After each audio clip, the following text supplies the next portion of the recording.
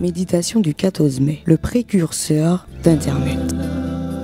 Non, la main de l'Éternel n'est pas devenue trop courte pour sauver, ni son oreille trop dure pour entendre. Ésaïe 59, verset 1. Quand j'étais petit, les téléphones étaient à cadran. Il fallait introduire le doigt dans le numéro correspondant pour le faire tourner. Les téléphones étaient câblés et dans les bureaux publics, les clubs, etc., on mettait un petit cadenas dans le 0 qui était sous tous les numéros, ce qui empêchait le mouvement du cadran et donc l'appel. C'était cela un téléphone verrouillé. Tu es peut-être surpris de découvrir comment les moyens de communication étaient il n'y a pas si longtemps comparés à ceux d'aujourd'hui. Mais pour arriver aux technologies actuelles, il y a eu des dizaines de précurseurs qui ont laissé leur héritage. Parmi eux, Guillermo Marconi, ingénieur, inventeur et homme d'affaires italien qui a remporté le prix Nobel de physique en 1909. 14 mai 1897, il a fait sa première transmission télégraphique sans fil. Aujourd'hui, nous dirions que Marconi a eu une communication grâce à une sorte de Wi-Fi. Ce jour a sans aucun doute été un jour historique. Ce télégraphe sans fil a sauvé des milliers de vies durant les guerres et les naufrages comme le Titanic, en plus d'avoir apporté un nouveau moyen de communication. Nous n'exagérons pas en disant que ce télégraphe est considéré comme le précurseur de l'Internet sans fil, la télécommande,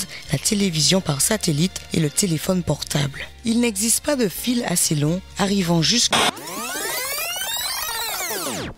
ciel et permettant de communiquer avec Dieu. Mais il existe la Bible et la prière. La Bible utilise un support matériel, le papier dans ce cas. Mais nous pouvons dire que la prière est Wi-Fi. Une prière ne coûte qu'un agenouillement, une demande sincère et une foi immense dans les sublimes promesses que Dieu nous a laissées. Aujourd'hui peut être une date historique. Établir une communication Wi-Fi gratuite avec Dieu. Je l'imagine même avec un morceau de papier pour nous donner le mot de passe pour nous connecter. Lis plus, prie plus. Investis-toi dans la communication avec lui. Il faut que nous attachions plus de prix aux Saintes Écritures, car elles renferment la volonté de Dieu à l'égard des hommes. Reconnaître que la parole de Dieu est la vérité ne suffit pas. Il faut la sonder afin de savoir ce qu'elle contient. Recevons-nous la Bible comme l'oracle de Dieu? Elle est une révélation divine, aussi réelle que si elle nous parvenait d'une voix qui puisse être entendue. Témoignage pour l'Église, volume 2, chapitre 30, page 242. Au revoir, que le Seigneur te bénisse.